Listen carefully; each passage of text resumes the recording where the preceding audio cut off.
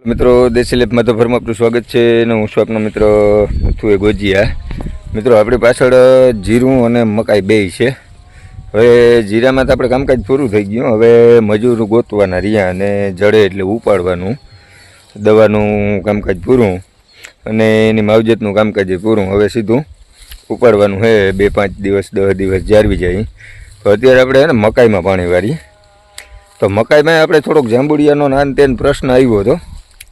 તો એમાંય આપણે થોડુંક એવું થયું કે થોડીક ઠંડી લાગી હતી અને જે પાંદ હોય જાંબલી કલરના થઈ ગયા હતા, વધ મૂકી દીધી હતી, એવો બધો પ્રોબ્લેમ આવ્યો હતો. એને માટે એક સોલ્યુશન લઈ આવ્યા હતા કે આપણે મકાઈમાં આ પ્રોબ્લેમ આવે તો શું કરવું.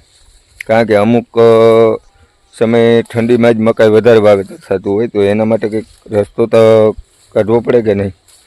તો આપણે એ કર્યું હતું. તો એ તમને વાત કરું હું આમાં પ્રયોગ કર્યો એ પહેલાં ચેનલને સબસ્ક્રાઈબ કરી લેજો અને વિડીયો ગમે તો લાઈક શેર કમેન્ટ કરી દેજો. અને આ બધા અવલોકન છે ને એ જીરામાંથી કરી અને પછી મકાઈમાંથી કર્યા કે જીરામાં સફળ થયા છે તો મકાઈમાં સફળ થઈ જાઉં. તો ટ્રાય કરી છે અને રિઝલ્ટ મળ્યું છે. કેવું મળ્યું એ તમને કહું, જોઈએ આગળ. તો આ છે મકાઈ આપણી. હવે આમાં જીરાની જે વધી હતી ને એ જ દવાનો પ્રયોગ કર્યો છે. કારણ કે જીરામાં થોડી ઘણી દવા વધતી હોય તો વિઘાયકની મકાઈ છે આપણે, વિઘાયકની મકાઈમાં નોખી દવા લેવા જ આવી ને એના કરતાં પડી હતી. એની ટ્રાય કરી, શું રિઝલ્ટ મળે એના ઉપર આગળ કામ આવે. આવતા વર્ષે કામ આવે અને આ વર્ષે કદાચ જો મેળ આવી જાય તો કંઈ ઝંઝટ રહે નહીં. તો તમને બતાવું. જો બધા પાંદડા છે ને આવા થઈ ગયા હતા જાંબલી કલરના અને વધ મૂકી દીધી હતી. ત્યાર પછી આપણે આમાં છે ને જીરામાં સલ્ફર અને ઝીંક 2 પાવડર હતો અને મેટાલિક સેલ હતું અને હ્યુમિક એ બધું નાખ્યું હતું. તો આમાં આપણે હ્યુમિક તો જાજુ વધ્યું નહોતું, કહેવા પૂરતું શાસ્ત્ર પ્રમાણે હ્યુમિક મળ્યું હતું. પણ ઝીંક અને સલ્ફર બેમાં થોડુંક ખાતર ભેગું નાખી અને મકાઈમાં છંટકાવ કરી અને એક પિયત આપી દીધું. તો હવે અત્યારના સમયમાં જોઈએ ને તો ક્યાંય પણ કરીને જાંબુડિયું પાન નથી. અને જે જો આ પાંદ અમુક ભરેલા છે, જો આ પાંદ ભરેલું છે ને તો આમાં છે ને મકાઈમાં જે ઝીંક ને સલ્ફરનો દાણો અહીં છોટી ગયો હોય ને એના હિસાબે અમુક પાંદ બૈરું છે. પાવાનું હોય આપણે છંટકાવ કર્યો હતો એટલે થોડુંક જોઈએ ને તો જીરામાં જે રીતે જાંબુડિયું થઈ જાય અને એમાં આપણે ઝીંક ઓક્સાઇડ ને સલ્ફર ને એનો પ્રયોગ કરીએ તો એમાં રિઝલ્ટ મળે છે ને, એ જ રીતે આમાં પણ આપણે રિઝલ્ટ મળ્યું છે મકાઈમાં. અને જીરું આપણું છે ને એ અત્યારે હાવ કમ્પ્લીટ છે.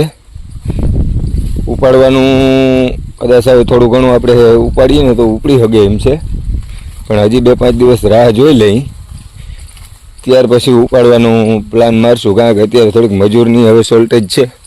જો આ જીરું રહ્યું ને બધું સુકાઈ ગયું છે. હવે 4-5 દિનનો મામલો છે, 4-5 દીમાં ઉપડશે. અને આ છે ને એ ઝીંક ઓક્સાઇડવાળું છે.